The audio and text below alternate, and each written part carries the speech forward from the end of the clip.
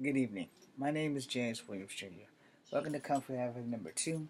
It is 15 minutes until 12 o'clock, so I'm going to make this most likely my last video for tonight. So, let's get this perfectly clear. This video is about how easy it is to offend people or be offended by people. We live realistically in a time now where there's almost nothing that doesn't offend people. We live in a time where one wrong step, wrong word will just set people the fuck off. Alright? Now, I watched some things on some talk shows, and like I said in my other videos, I really like The Real, and I really like The View, and I salute these strong black women of color that are on these shows, and that includes some of the Asian women also, because you are women of color. Now, The Real doesn't have any white point of view, alright? Not that I'm knocking that, but they don't have any white point of view. They have one Asian, one Latin, and they used to have three blacks. I don't know what happened to Tamar. I ain't asking no questions. I don't care. I like the show. Leave it at that. But there's not a white co-host at the table. Now, I'm not trying to be racist. Wouldn't hurt to have them there. Hey, I just love looking at beautiful women in the morning time. Only because I don't have a morning job. I'd much rather have a morning job than an evening job, but you got to take what you can get in this world. Now let's go to The View, where The View only has two women of color, because Raven Simone's there most of the time, two. So they have like 4 or 5 black women, white women, excuse me, and they have two black women. Of course, as far as I'm concerned, deep down in my heart of hearts, Joy Behar's a black woman. She's a badass. But anyway, so when you're watching these things, they're all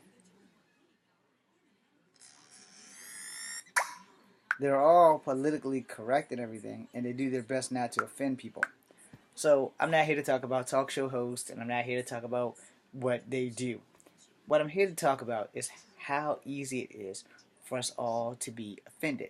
Let's take, for instance, the biggest uproar before all these cops and stuff started dying was the white lady, if I may quote Iron Man when he was doing Tropical Thunder or whatever. Um, the white lady who was the lady disguised as another lady playing another lady. Got that? I'm the dude playing the dude disguised as another dude. Well, she was the lady playing the lady disguised as another lady. Everybody went off. Nobody really gave Robert Downey Jr. a whole lot of flack for being a white dude in blackface, and that's cool. Everybody loved Robert Downey Jr. I love Robert Downey Jr. in a manly way, bromance type thing. No gay shit.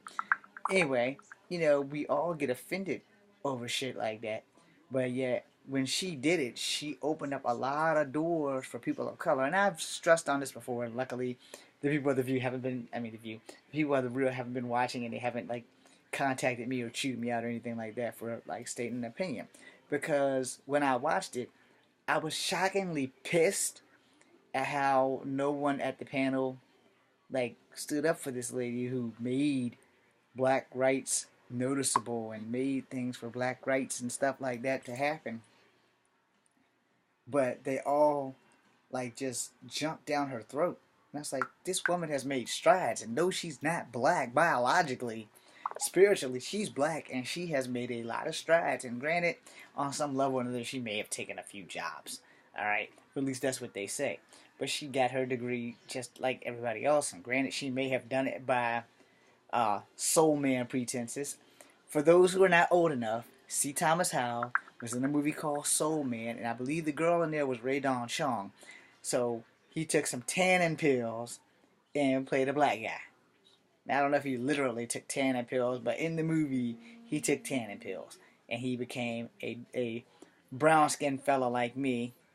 When I think he wore a curly haired wig, or they gave him a curly perm. I don't really remember the concept of what they did for his hair, and I don't really care because honestly, it was a good movie.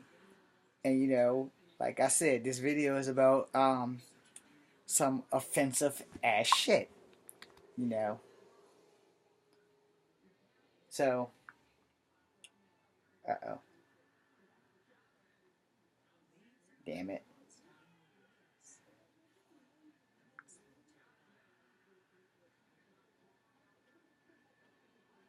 Sorry, guys.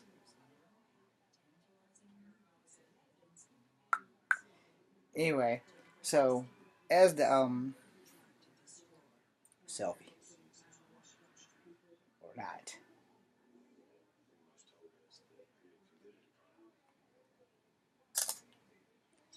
as the story goes, um, certain things were done, and the movie was slightly offensive.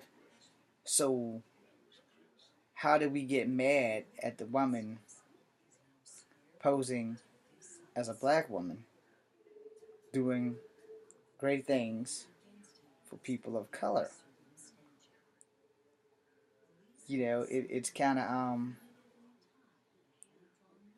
It's kind of fracked up, but it is what it is. And the thing about that is that everybody got like highly irate, and you know, I wasn't too I wasn't upset. But of course, when you're mixed, people don't seem to think that we have an opinion or we have the right to be in films because there are no scripts written for people who are multicultural. So anyway, moving on, the thing about offending, there isn't a way to not offend people. All right, you see my ponytail? Watch this. I'm about to piss you all off now. All right, take it out. Ponytail ring, which is getting thin, which means I'm gonna need another one soon. Watch this.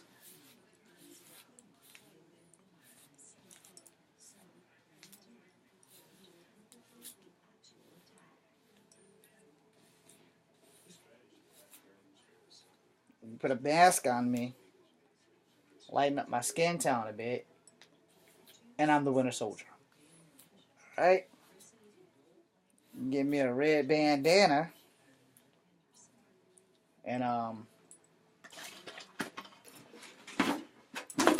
woo, give me a red bandana and this shield, and now I'm Major Victory from the original Guardians of the Galaxy.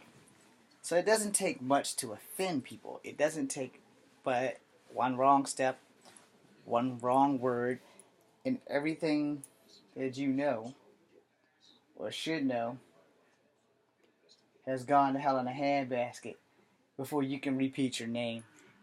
You know, and the thing about that is that most of the time, no one's even aware that they have offended people because most people aren't brave enough to say, "Hey, I find that kind of offensive." All right. Well, here's the thing, and I'm gonna say this while I still have you guys. Wow, it's like 7 minutes to 12, and whatever the hell has bitten me is bitten me all over. So don't be surprised if you see me scratching everywhere while I'm recording. The thing that most people don't understand, you know, it doesn't take much to offend anyone. And when it happens, most of us are rarely even aware that we have been offended until we get home. Prime example, before I bought these shoes, before I bought these shoes in the Racker Room, that's a shoe store here in Virginia. For all those who are watching me here in my hometown, I got insulted by a black man, and it really didn't dawn on me until I got into my car. Now, I'm not a sports fan. Alright, I've made this abundantly clear. Unless it's hockey, I'm not really a. This damn hair is in my eye. I'm not really a sports fan. Now, I like hockey and I like what I like, and that's pretty much the gist of it. And if that offends you, I don't give a shit. So, I'm in the store, and this guy is trying to sell me shoes and tell me what brand I should buy because my um, hip surgery won't allow me to wear type shoes for now.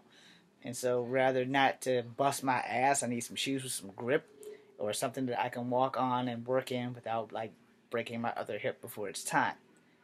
So this guy's talking about Redskins. And I'm thinking he's talking about the fucking team, yo. I ain't think he's talking about me. but he was like literally insulting me by calling me a fucking redskin, referring to my Native American heritage. So everybody sees people differently than what they are. And I'm sitting there, I'm like, dude, I don't even watch football. And he's telling the other guy, the guy shouldn't like really be servicing me. And I'm like, dude, I ain't done nothing to this dude. And he's just talking about Redskins, Redskins, Redskins. I'm like, what the fuck is he talking about? And so when I got to my car, it dawned on me because as long as I had been breathing until that day, most of the time if somebody wanted to piss me off with my Native American heritage, they called me fucking chief, which I fucking hate. I really hate being called chief. That shit pisses me off to the highest point of festivity. Damn it. It really does make me want to go get one of these and just fire off a shot, And I have the right to do that. I don't have the right to kill the guy, but I have the right to, like, go past his bow once or twice and see how well he likes that for calling me fucking redskin or chief or some shit like that.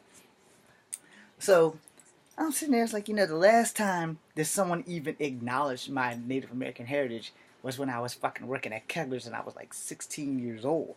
And the fucker kept calling me chief. Now, I respect the guy. I don't know the guy. He was probably going through some shit. But every time he saw me, name tag or not, he called me chief. I will make a second part to this. Thank you.